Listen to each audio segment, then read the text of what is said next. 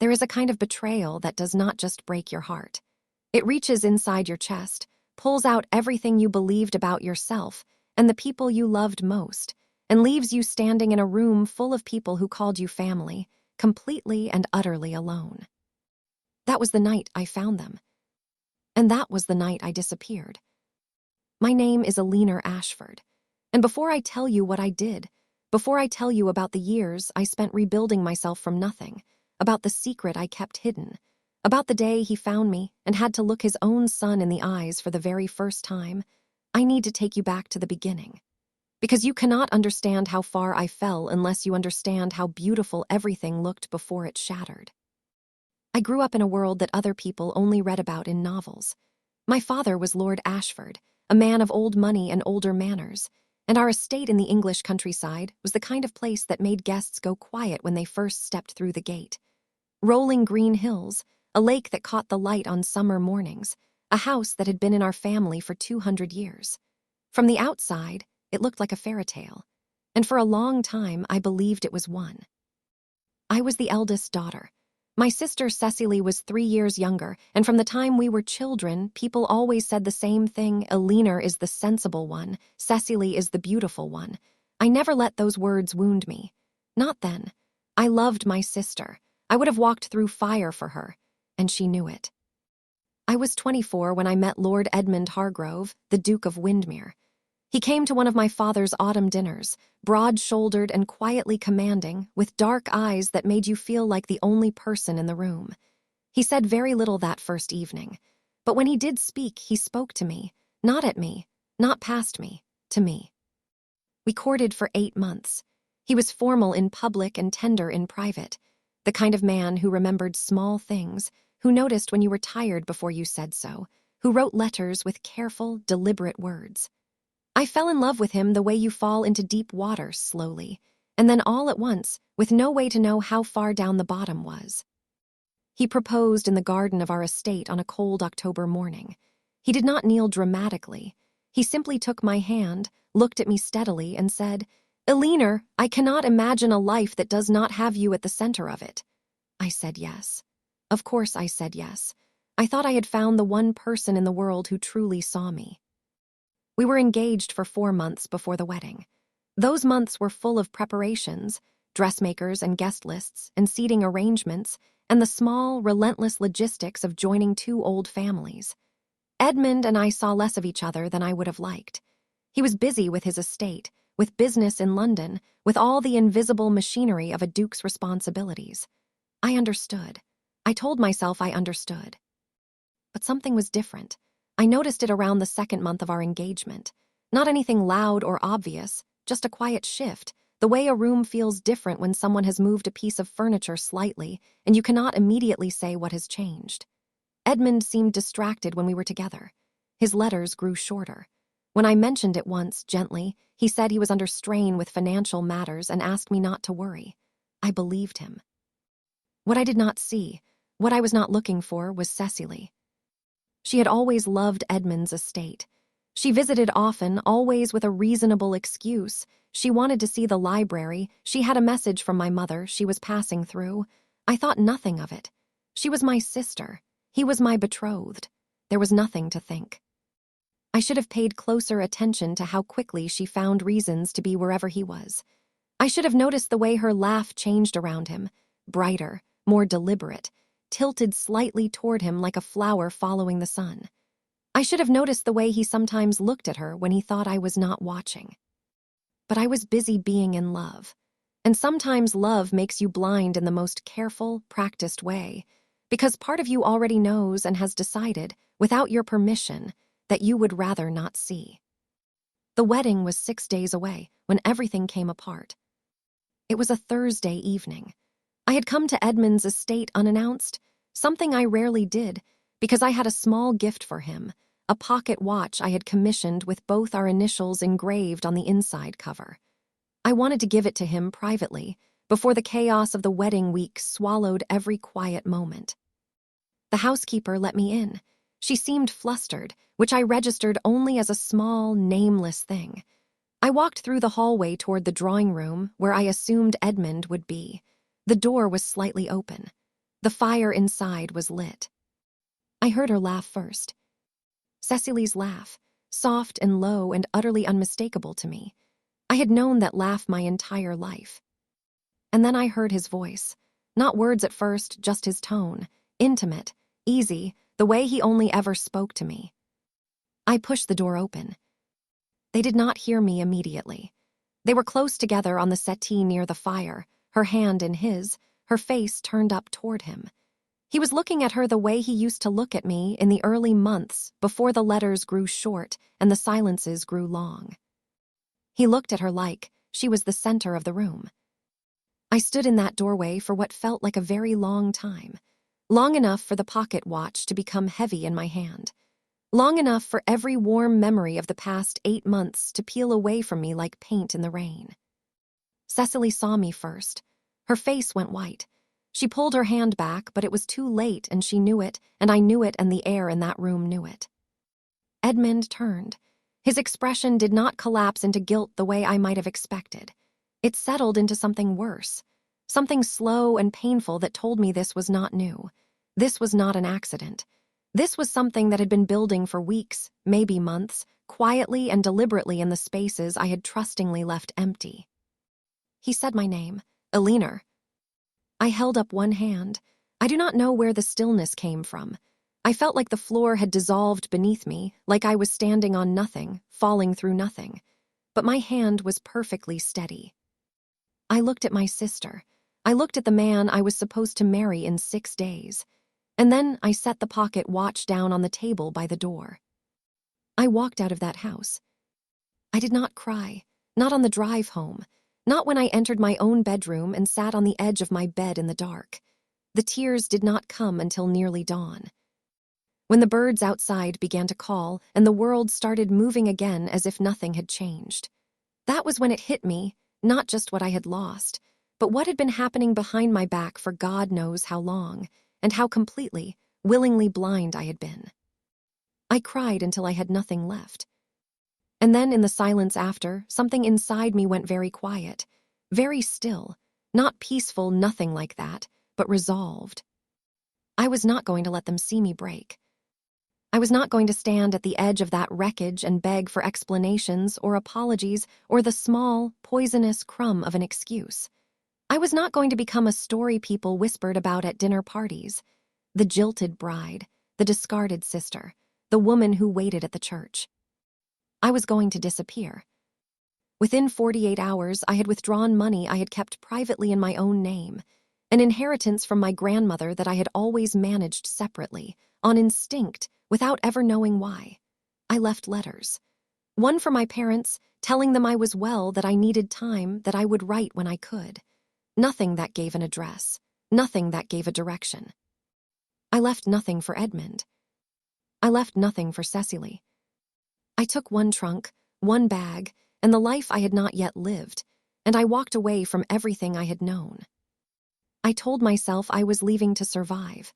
What I did not know, what I could not possibly have known yet, was that I was also leaving with something I had not yet discovered.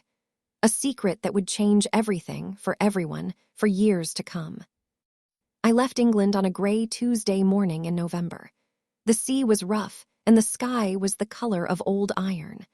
I stood on the deck of that ship and watched the shoreline grow smaller and smaller, and I felt something I had not expected to feel. Relief. I settled in a small coastal town in northern France, a quiet place, far enough from any English social circle that I could breathe freely. I used my grandmother's name, Eleanor Voss. I took a modest house near the water. I told the few neighbors who asked that I was a widow. It was not entirely untrue. I had lost a life I was supposed to have, and that felt like its own kind of death. I was there 3 weeks when I understood why my body had felt strange in the weeks before I left. I went to see a local doctor, a kind, older man with round spectacles and a gentle manner. He asked me several careful questions. He examined me briefly. He sat back and told me quietly that I was approximately 7 weeks along.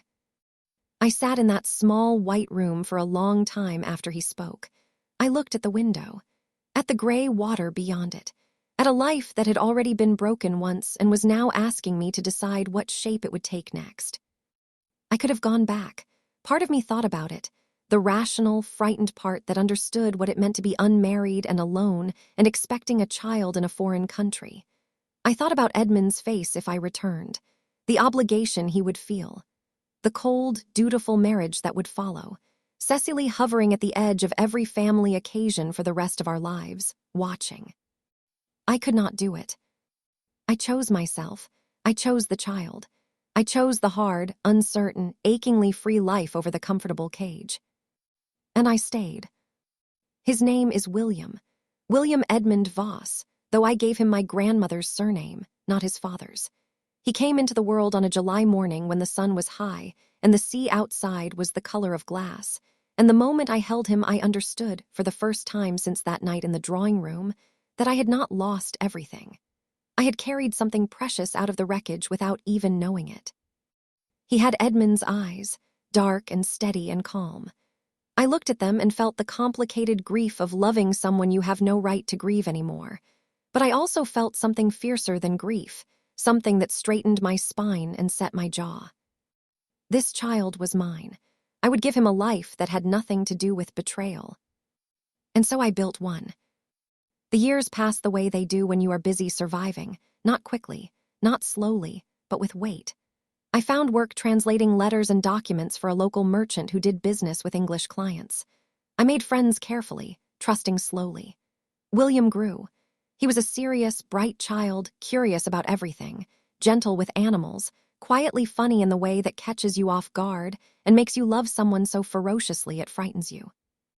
I wrote to my parents occasionally, brief letters, enough to tell them I was alive and well, enough to keep them from sending anyone to look for me. They wrote back, worried, then resigned, then slowly accepting of whatever life I had chosen. They never told me what happened after I left. I never asked. I did not ask, but eventually I heard anyway, through a letter from a distant cousin who wrote with the careful delicacy of someone delivering news they were not sure you wanted. Edmund and Cecily had married. Quietly, 6 months after I disappeared. The family had managed the story, something about mutual agreement, about Alina choosing to withdraw from the engagement, about Cecily and Edmund discovering feelings that had surprised them both. I read that letter sitting at my kitchen table with William asleep upstairs. I read it twice. Then I folded it neatly, walked to the fireplace, and set it in the flames. I watched it burn. And I felt nothing. Or rather, I felt something very clear and very complete, the way you feel when you have finally stopped waiting for something and the waiting simply ends. I had been right to leave. I had been right about all of it. William was 5 years old when Edmund found me. I still do not know exactly how. I have my theories, a careless word from a distant cousin, a letter traced through a postal route, someone who knew someone who had seen a woman matching my description in this small coastal town. Edmund had resources I did not. He had always been thorough about the things that mattered to him. The first I knew of it was a knock at my door on a Wednesday afternoon in October. William was at his lessons. I was at the table with a translation, half a cup of cold tea beside me, thinking about nothing in particular. I opened the door. And there he was. Edmund Hargrove, Duke of Windermere, 5 years older, slightly more gray at the temples, wearing a coat that had clearly been traveled in for several days. He looked like a man who had not slept well in a long time. He looked, I realized, like someone who was afraid. For a long, terrible moment, neither of us spoke. I heard the sea behind the house, a gull somewhere overhead, the small, ordinary sounds of a life he had never been part of. Finally he said, "Alina." And I said, "You should have written first." I did not invite him in immediately.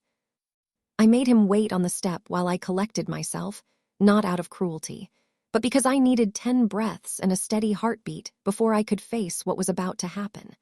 When I finally stepped aside and let him through the door, I made sure I was standing as tall as I have ever stood in my life. He sat at my kitchen table, the same table where I had burned his cousin's letter, and he looked around at the small, honest life I had built, and something moved across his face that I could not immediately name.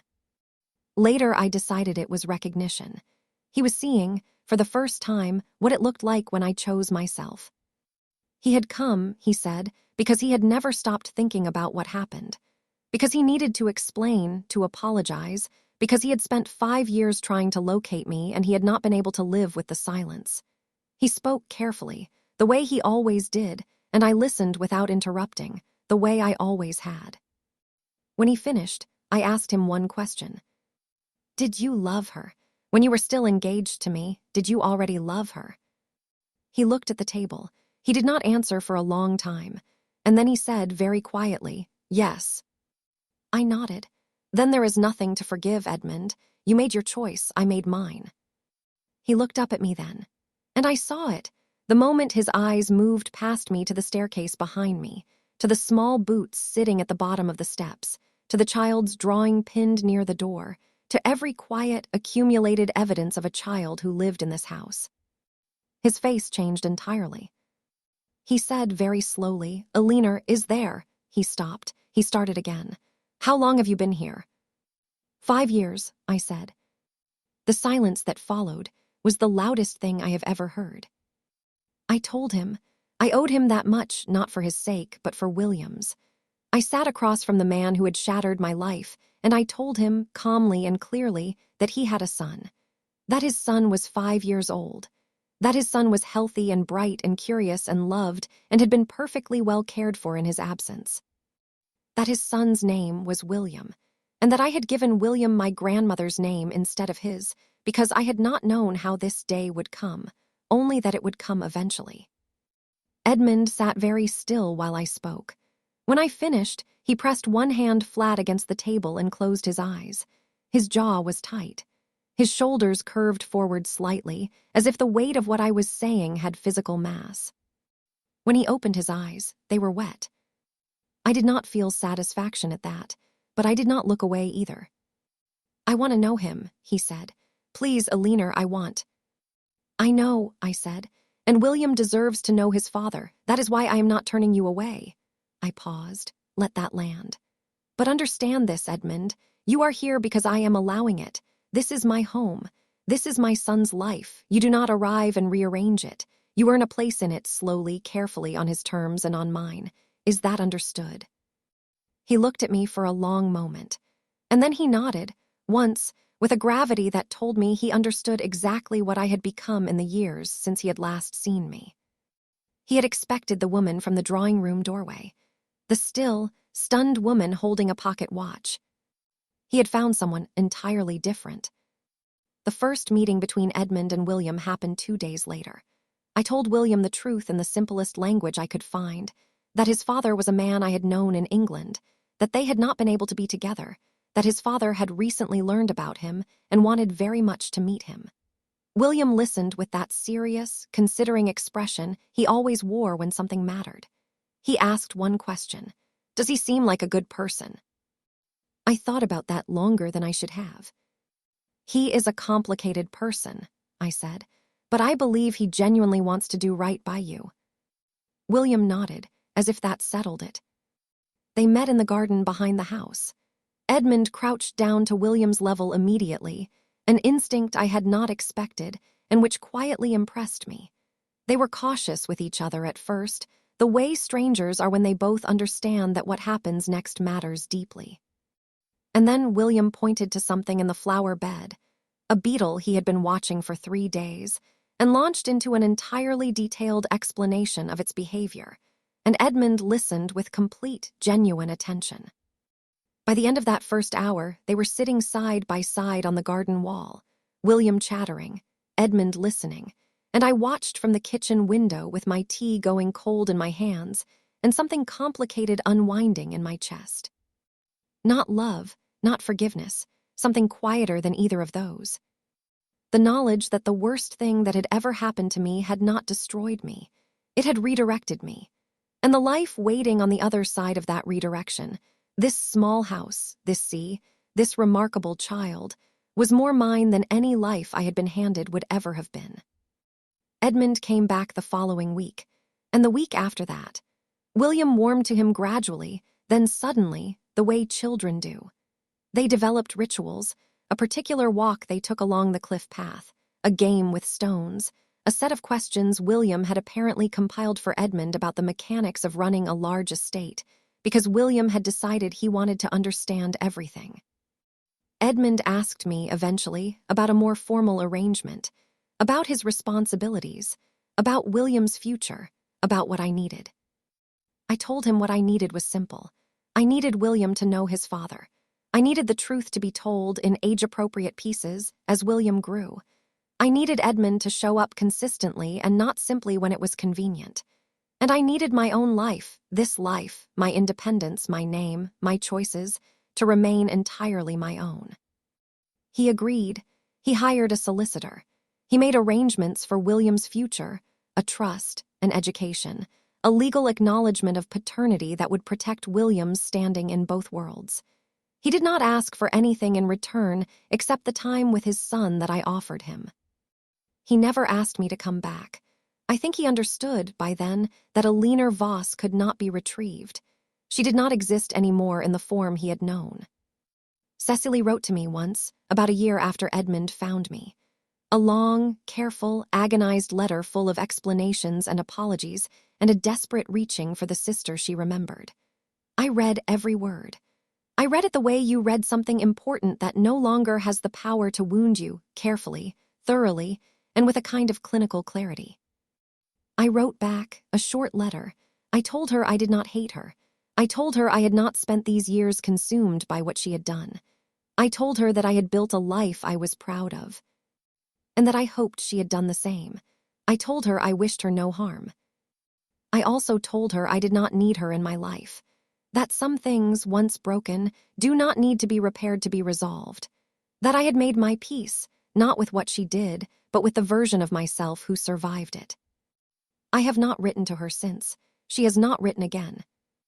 And somehow, in the quiet of that, there is a kind of justice I could not have designed on purpose. William is 12 now. He knows his father. He knows the shape of his history, the parts he is old enough to carry. He is everything I hoped he would be, and several things that surprise me regularly, and a handful of things that make me laugh out loud when I least expect it. He asked me once, last spring, sitting on the cliff path in the late afternoon light, if I was ever sad about how things had happened. I thought about it. I thought about the drawing room, the pocket watch, the gray sea, the small white doctor's office, the kitchen table where I burned a letter, the garden wall where a man and a boy sat side by side talking about beetles. I said I was sad for a long time, and then I was angry, and then I was busy, and then, one day, I looked up and realized I wasn't any of those things anymore. I was just here, and here turned out to be exactly where I was supposed to be. He considered that with the seriousness he brings to most things. Then he said, "I think you're very brave, Mum." I looked at the sea. I thought about the woman who had stood in a doorway, holding a pocket watch, and walked out with her hand perfectly steady. "I think I learned how to be," I said. "There are people in this world who will choose you, love you, and betray you, sometimes in that exact order. There are people who will use your trust as a door they walk through on the way to something they wanted more. There are moments when the life you planned dissolves so completely that you cannot see the floor beneath you. And in those moments, those specific, devastating, airless moments, the only thing left is the decision you make in the silence after. I could have stayed. I could have made a scene. I could have fought for a man who had already chosen someone else, or collapsed into a story other people would have told about me for decades. Instead, I walked out of that house with my hand steady and my head up. I took only what was mine. I built only what I could carry. And I raised a child who, on a cliff path in the late afternoon, looked at me with his father's dark eyes and told me I was brave. Some victories do not look like revenge. Some of them look like a Tuesday morning in a small house by the sea, with your son doing his lessons upstairs and your tea going cold on the table, and the knowledge, quiet and unshakable, that you chose the right life. That you chose yourself. And that was worth every single step it took to get here.